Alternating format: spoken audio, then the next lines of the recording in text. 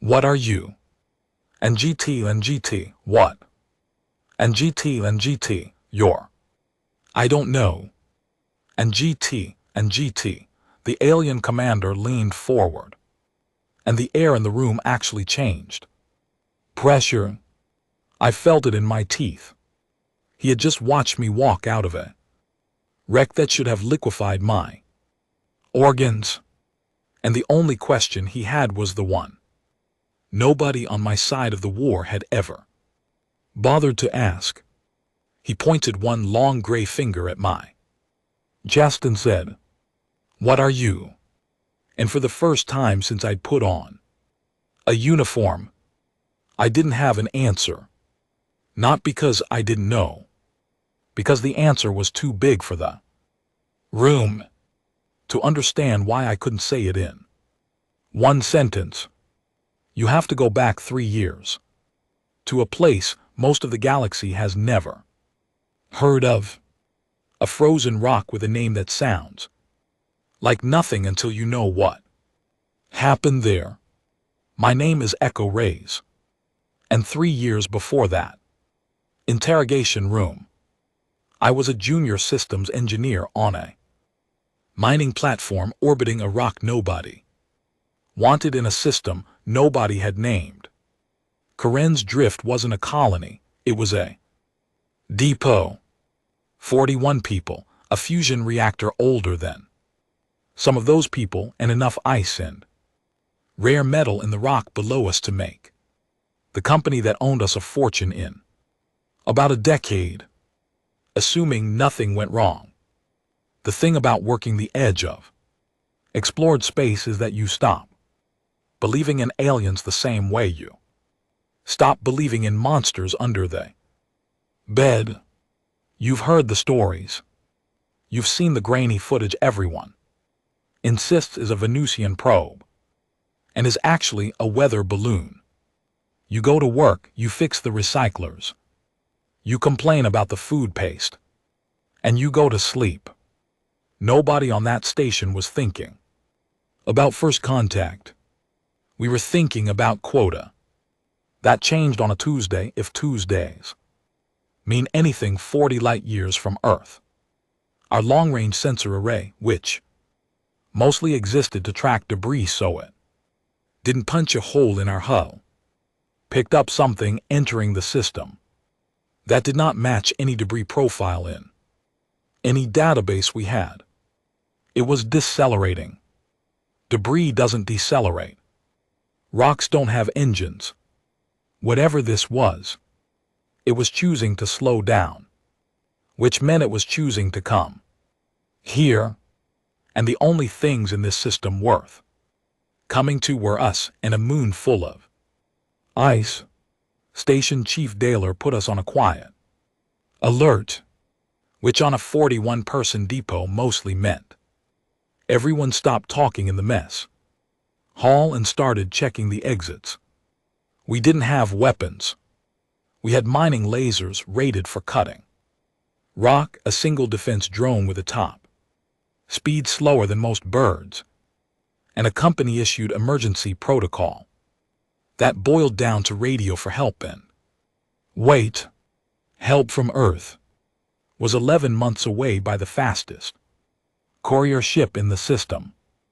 We were going to be very alone for whatever came next. What came next was a ship the size of a small city, and it didn't fire a single shot. It didn't have to.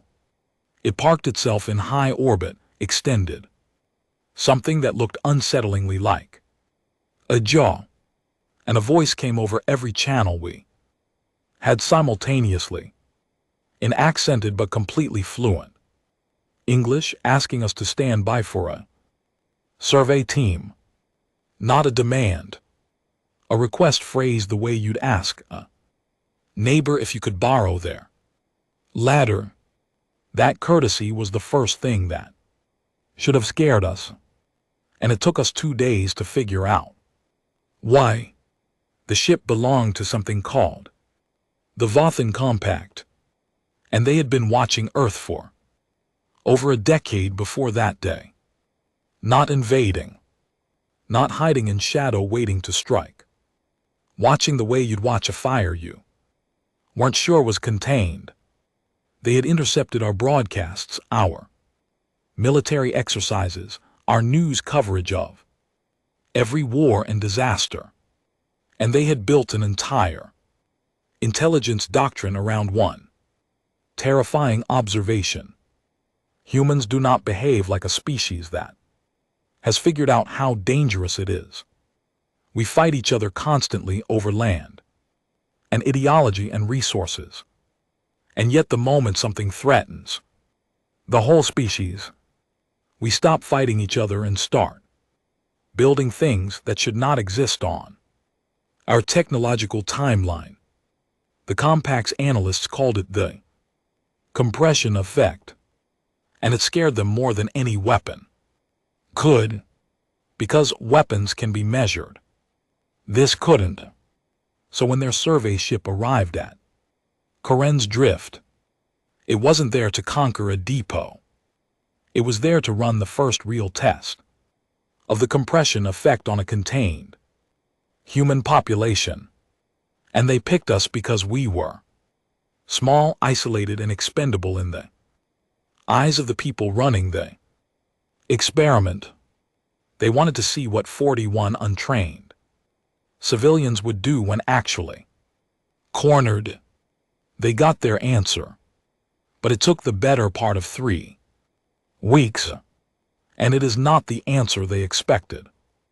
The survey team came down in a shuttle that landed with a kind of precision that told you exactly how outmatched we were technologically.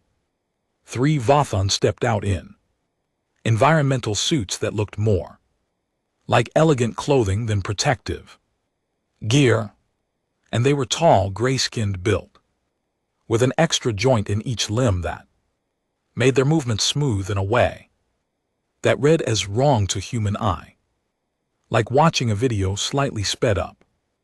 They didn't carry visible weapons. They carried instruments, scanners, recorders, things that looked like they belonged in a lab, not on a first contact mission. And that detail mattered more than anyone realized at the time. They weren't here to fight us. They were here to measure us. And measuring something doesn't require you to respect it. Chief Daler met them on the surface in an EVA suit, unarmed because we genuinely had nothing to arm him with that would matter. And the conversation that followed was recorded by both sides for very different reasons. The lead surveyor, a Vothon whose name translated roughly to Senoth, asked permission to study our reactor technology, our mining operations, and our personnel. Daler said yes, because saying no to a ship that could glass the moon from orbit isn't bravery. It's just a different flavor of suicide.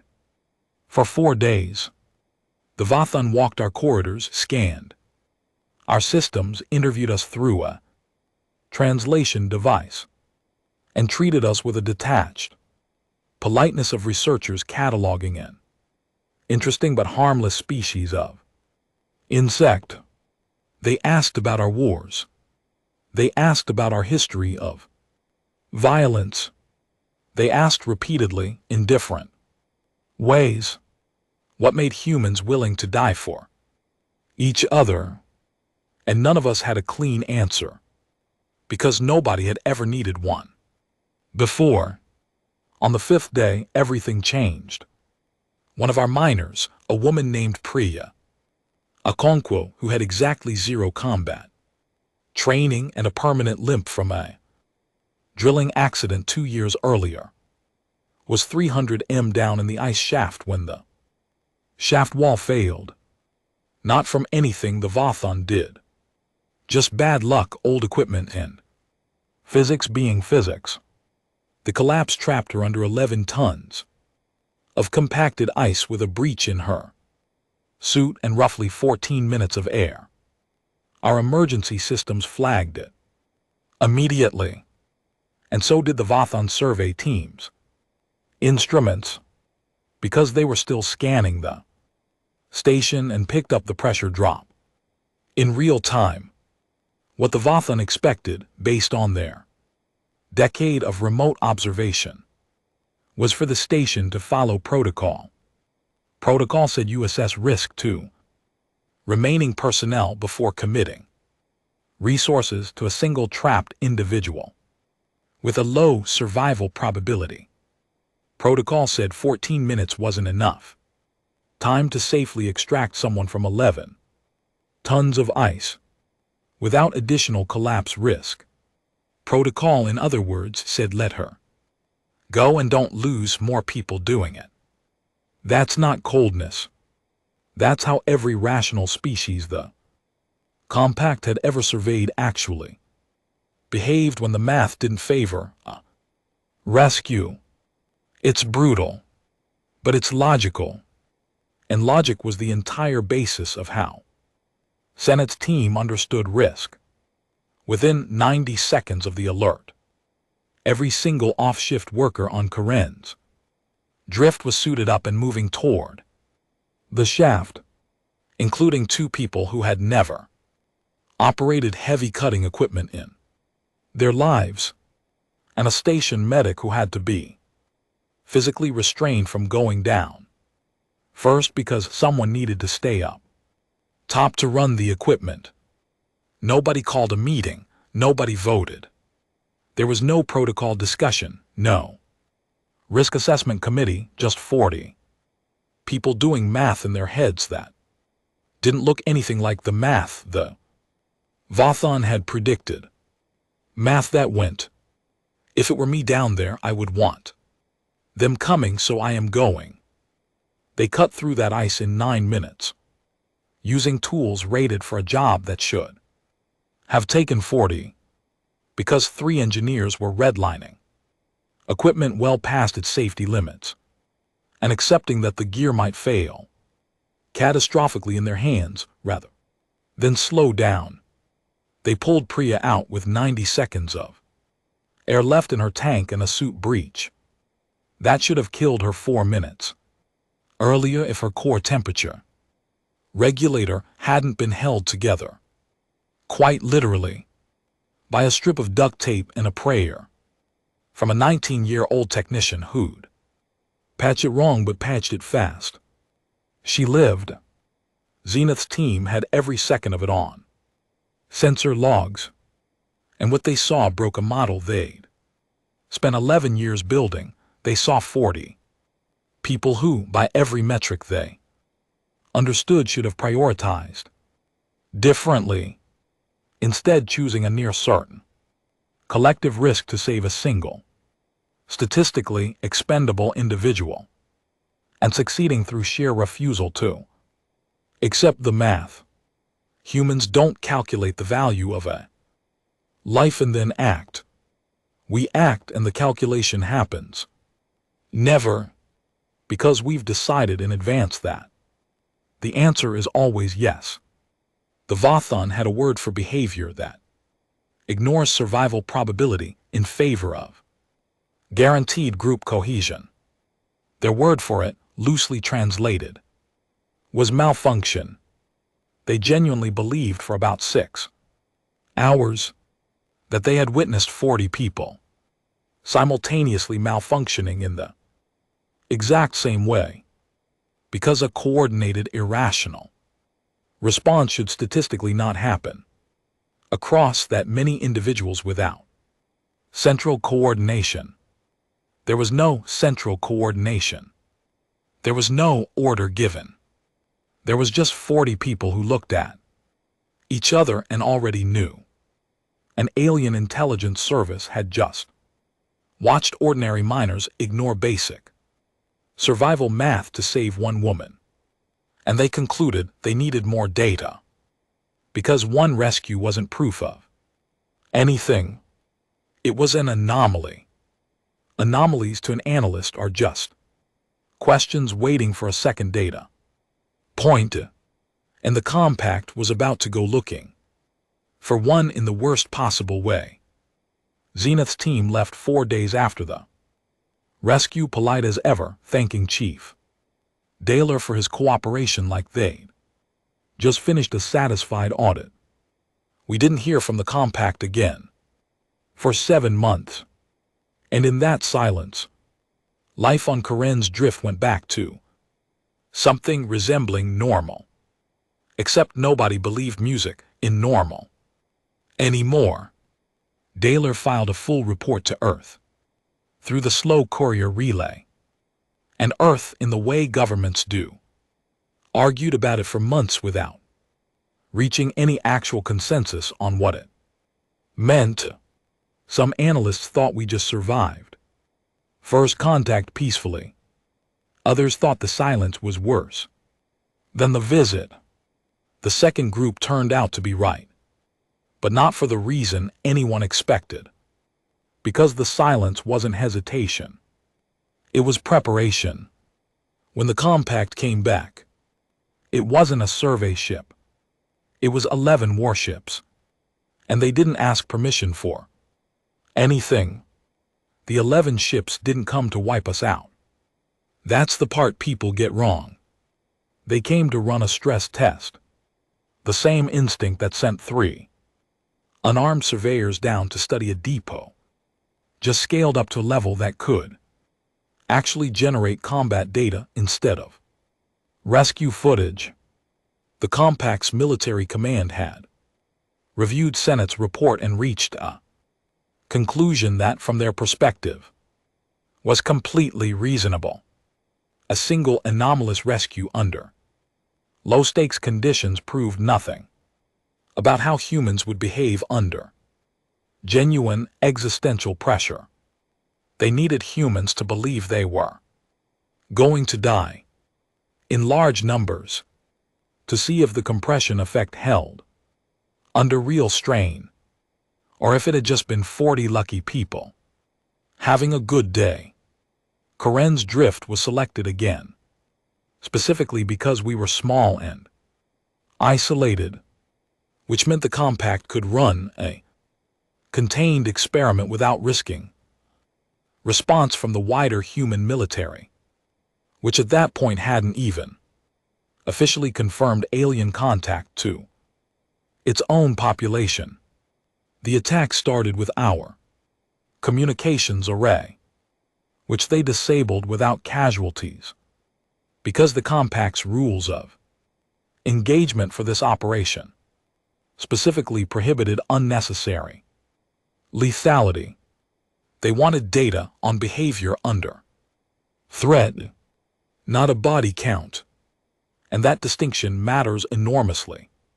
For understanding everything that followed, they cut off our ability to call for help, which on paper sounds like the opening move of a massacre, but was actually closer to sealing a room before running an experiment in it. Then they landed ground forces, not to kill us, but to apply pressure and observe. And that's when things went sideways for them in a way their entire 11 intelligence operation hadn't predicted. I was at the reactor control station when the first Vathan soldiers breached the outer airlock. And I want to be honest with you. I was terrified in a way that doesn't translate well into words.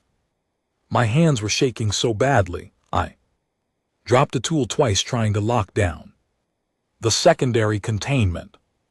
I am not a soldier.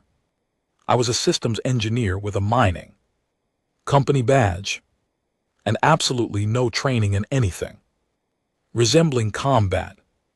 And the rational, surviving part of my brain was screaming at me to find somewhere to hide and wait it out. What happened next wasn't bravery in the cinematic sense.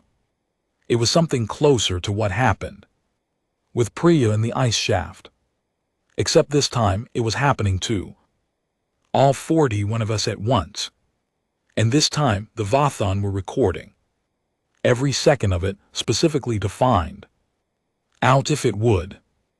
Daler's voice came over the internal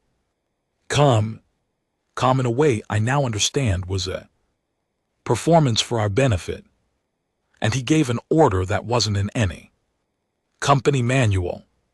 Hold the reactor, protect the water reclamation system, and do not, under any circumstances, let them take the medical bay. Not because the medical bay had anything valuable in it. Because Okonkwo, the woman we'd pulled out of the ice 7 months earlier, was in there recovering from a routine procedure unrelated to any of this. And Daler had decided instantly and without a vote that we were not losing her twice. That decision, completely illogical from a tactical resource standpoint, became the entire shape of the battle, and the Vathun ground commander watched 41 civilians organize an unbreakable defensive perimeter around a medical bay, holding one recovering patient instead of consolidating around the reactor that actually kept us alive. We held that station for 6 hours against a force that could have ended it in 6 minutes if they'd actually been trying to kill us.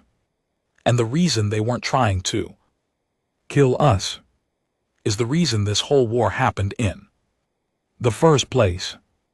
The Vathun ground commander, a war veteran named Quorum, who you're going to hear a lot more about before this story ends, had orders to apply escalating pressure and document the threshold at which human resistance broke. He pushed harder. We didn't break, he pushed harder again. A 19-year-old mining tech named Ferris Aldwin, the same one who duct-taped Okonkwo's suit 7 months earlier, took a plasma graze across his shoulder, defending a corridor with a mining laser that was never designed to be a weapon. And instead of falling back, he kept firing, because falling back meant the medical bay was exposed, and exposing the medical bay was not a math problem he was willing to solve in their favor.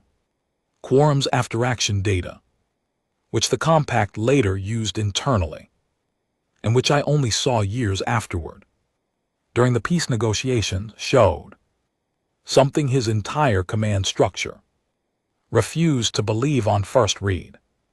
Civilian casualty rate among the defenders climbed to over 40% in the final hour of that engagement, and not a single survivor retreated from their assigned position. Not one. People with shattered bones kept loading ammunition. People bleeding through field dressings kept manning posts. The compression effect wasn't a fluke. From one rescue, it scaled. It scaled under direct lethal threat, with real casualties in a population that had zero military training. And it didn't degrade, it didn't waver. It got more stubborn the worse things got, which is the exact opposite of every model the compact had built about how organisms behave under existential pressure.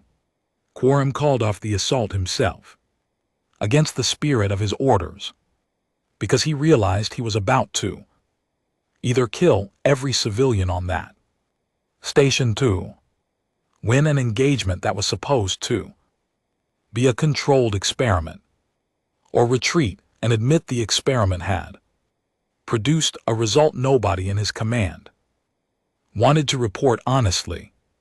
He chose retreat, and that single decision made by one tired alien commander standing in a depot corridor that smelled like ozone and blood is the reason I'm alive to tell you this story, and it's the reason the next 4 years of this war played out the way they did, because Quorum went home and told his superiors the truth, and almost nobody believed him. The compact's leadership, after Quorum's report, split into 2 camps, and that split mattered more to the war's outcome than any single battle. Did. One camp believed Coram had simply failed, that a more ruthless commander applying more overwhelming force would have produced compliance instead of resistance, because their entire theory of military psychology said resistance has a breaking point if you find the right amount of pressure. The other camp, smaller and quieter, started to suspect that humans didn't have a breaking point in the conventional sense, that the variable they should be measuring wasn't pressure threshold, but something else entirely, something they didn't have good language for yet. The first camp won the argument, because it's always easier to fund another offensive than admit your model of an enemy might be fundamentally broken. And so the war escalated from a contained experiment into a real, sprawling conflict across human colonies that had by that point finally been told the truth about what was out there. I won't pretend I had a front row seat to every part of that escalation. I spent the next 3 years doing what most people in this war did, which is whatever was needed wherever I happened to be standing. And for me, that meant 6 months on a logistics ship, 14 months training new colony defense units that had even less combat experience than I did, and a stretch on a forward listening post that I genuinely thought would be the place I died, mostly out of boredom rather than danger, which is its own kind of strange story. For another time, the moment that actually matters, the one that put me in a room across from an alien commander asking me what I was, didn't happen on some grand battlefield. It happened because of a single decision I made on a transport that had no business surviving what it survived. 3 years after Coren's drift, I was second engineer on a colony evacuation transport called the Meridian Hope, pulling out the last of a mining colony on a planet called Aubrey's Reach as a compact fleet closed in to take the system. We were not a warship. We were a converted cargo hauler stuffed with 1,100 civilians and barely enough shielding to survive a bad meteor shower, let alone a fleet engagement. And our entire plan was to run, because running was the only plan that gave 1,100 people any chance at all. 3 compact frigates broke off pursuit to intercept us specifically, and the math on that engagement was not close. They could have disabled our drive and boarded us inside 20 minutes. Instead, something went wrong with their approach that I didn't understand until much later, and it's the entire reason I'm narrating this story instead of being a name on a memorial.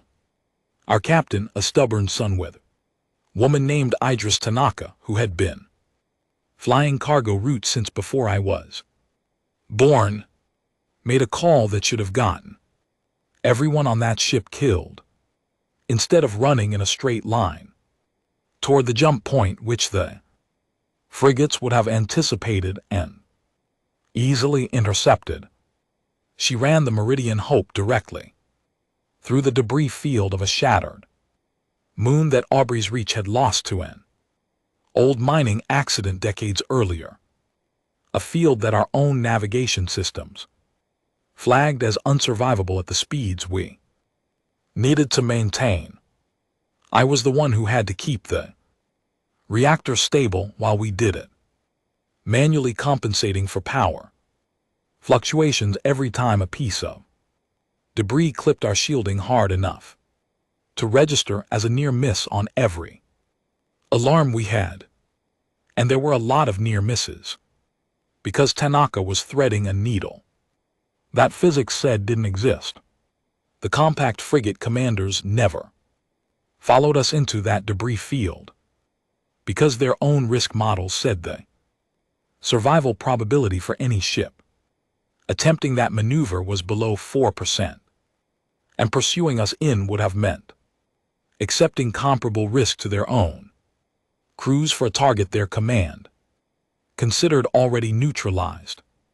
From a purely tactical standpoint, they were right to break off. We probably shouldn't have made it through. We did barely, with a hull breach in Cargo Bay 3 and one engine permanently offline. And Tanaka brought 1,100 people through a field that should have killed every single one of us, because the alternative was certain capture. And she had decided certain capture wasn't a future she was willing to hand to the people on her ship. That escape made it into compact intelligence reports as an outlier, another data point in a column that was quietly getting longer every month of this war, a column the analysts in that second camp had started keeping unofficially, because officially the war doctrine still said overwhelming force would eventually produce compliance. The unofficial column had a different theory taking shape, and the theory was this: humans don't calculate acceptable risk the way every other species the compact had ever surveyed did, because humans treat the people next to them as load-bearing parts of their own survival, not as variables in a separate equation. Tanaka didn't run that debris field to save herself.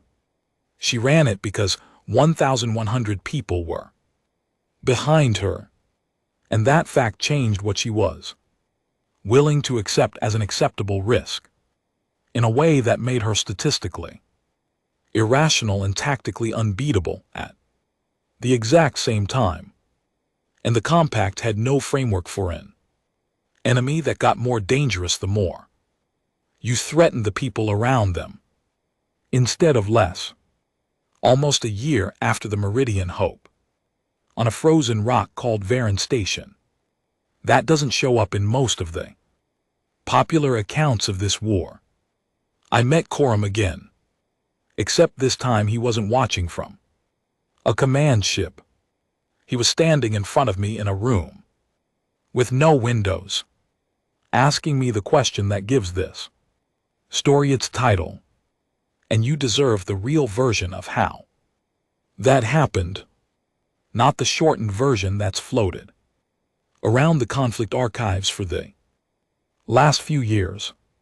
Varen Station was a forward research post, 12 people studying atmospheric processing technology that honestly had very little military value, which is exactly why command had staffed it so thin.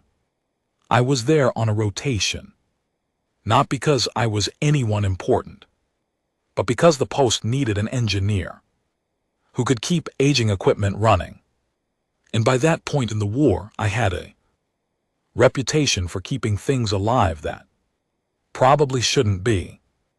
A compact strike team hit the station to capture the research data, expecting a quick, low-resistance extraction against a tiny civilian research crew. And what they got instead was 12 people who had all, individually and without any coordination, decided they were not handing that data over while they were still breathing, for reasons that had nothing to do with the data and everything to do with the fact that 9 of those 12 people had been together since before the war started and considered each other something closer to family than colleagues. It went on for 11 hours, and 6 of the 12 of us did not survive it. I personally ended up holding a damaged corridor alone for the final 40 minutes, after our last working weapon ran dry, armed with nothing but a fire suppression canister and the absolute bone-deep refusal to let the strike team reach the lab, where our 2 remaining injured crewmates were sheltering. I don't remember most of those 40 minutes clearly. I remember the cold. I remember the sound the canister made when I swung it. I remember thinking, very calmly, that I was probably going to die in that corridor, and that this was, somehow, an acceptable thing to think, because the alternative meant the 2 people behind me wouldn't make it. And that math, the same math Priya's rescue ran on, the same math Daler ran on, the same math Tanaka ran on, was the only math I had left. Coram was leading that strike team, personally, which I didn't learn until much later, and when his soldiers finally got past me, not by killing me, because by that point I'd taken enough damage that I genuinely could not stand. He made a decision that broke every operational protocol the Compact had for handling captured combatants. He ordered his team to stand down, walked into that corridor himself, and looked at the wreckage I'd made out of a fire suppression canister and roughly an hour of pure stubbornness. And he had me brought aboard his ship, alive, specifically so he could ask the question in person instead of reading about it in a report. He'd read Seneschal's account of the ice rescue. He'd read his own after-action report from Karen's drift. He'd read the Meridian Hope intelligence summary. And now he was standing in front of the same pattern for the 4th time, except this time it had a clear's throat face in front of him, instead of a column of data. And that's the room I started this story in. He asked what I was, and I genuinely didn't have an answer, because the honest answer was too large to fit into a sentence, and every smaller answer felt like a lie by omission. I wasn't a soldier in any sense his species would recognize. I wasn't exceptional.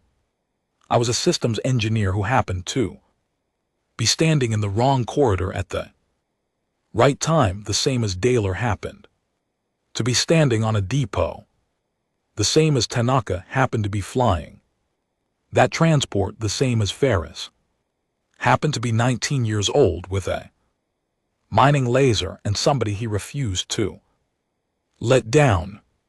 Every single data point Quorum had gathered across 4 years and 3 engagements wasn't an exception. It was the baseline. That's what finally clicked for me, sitting in that chair more exhausted than scared. And it's the answer I eventually gave him, even though it took me a long time to find the words. I told him that humans don't have a small number of exceptional people who occasionally do something extraordinary under pressure. I told him that what he'd been measuring as anomalies for 4 years was actually just what happens reliably every single time when you put ordinary people in a position where someone they've decided matters is at risk, and that the only variable that changes the outcome isn't training or weapons or even survival odds. It's whether the person standing there has decided somewhere in the last 5 minutes or the last 5 years that the people behind them are non-negotiable. I told him that was true on a mining platform, in a cargo hauler, in a frozen research post, and that it would be true on every single human world he ever tried to take, because it wasn't a tactic, that it was just what we are, the same way gravity is just what a planet does, and you don't defeat gravity by hitting it harder. He sat with that for a long time, longer than I expected, and then he asked me one more question. quieter than the first one, almost like he didn't want his own crew to hear him. Ask it. He asked whether it ever stopped, whether there was a line past which humans would finally calculate the way every other species he'd ever fought did, and choose to walk away instead of forward. I told him the honest truth, which is that I didn't know, because nobody on our side had ever found that line either, and the not knowing was the entire point. That answer is what ended up in the report Quorum filed when he went back to Compact Command, the report that finally tipped the argument away from the camp that wanted more force and toward the camp that had spent 4 years quietly insisting the math didn't work that way. And 18 months later, that report became the spine of the peace negotiations that actually ended this war. Not because the compact ran out of ships, but because their own commander told them in writing that overwhelming force was never going to produce the outcome they wanted. And continuing the war meant continuing to lose officers like himself to a species that simply would not stop choosing each other. Quorum and I crossed paths twice more during the peace process, both times in rooms a lot less hostile than the one we started in. And on the second of those occasions, he told me something I think about more than almost anything else from this entire war. He said that the compact had spent 11 years studying humanity, looking for our weapons, our fleets, our technology, trying to measure the thing that made us dangerous.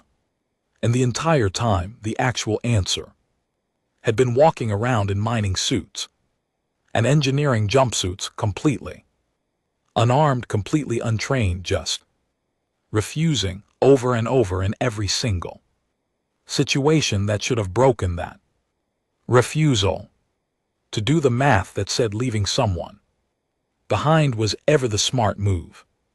He said his species had warriors. He said what we had was something his language didn't have a clean word for, and the closest his analysts ever got was borrowing one of ours. People who'd already decided Koren's Drift is a museum now, the actual depot preserved by treaty as the place this whole story started. And Priya Okonkwo, who's in her 60s these days and still has that same limp, gives tour there sometimes when she's in the mood, and she tells visitors the same thing every time, which is that she didn't do anything heroic that day in the ice. She just got unlucky, and 40 other people decided that didn't matter. Ferris Aldwin still carries the scar on his shoulder, and Idris Tanaka eventually retired to a quiet world with no debris fields anywhere near it, though she likes to joke that she misses the adrenaline more than she'll admit. As for Quorum, he spent the rest of his career arguing inside a government that had spent 11 years trying to measure us, that the thing they'd found couldn't be defeated by force, because it wasn't a weapon. It was just what we are, the same way gravity is just what a planet does, and you don't defeat gravity by hitting it harder. I still think about that interrogation room sometimes, the silence after he asked his question, the way the answer finally came out of me, not as a fact but as something closer to a confession. I told him the truth. I just didn't have it ready in time for him to believe it on the first try. It took him 3 years, 3 engagements, and 1 bleeding stranger in a wrecked corridor to finally believe it completely. And once he did, it ended a war that overwhelming force never could.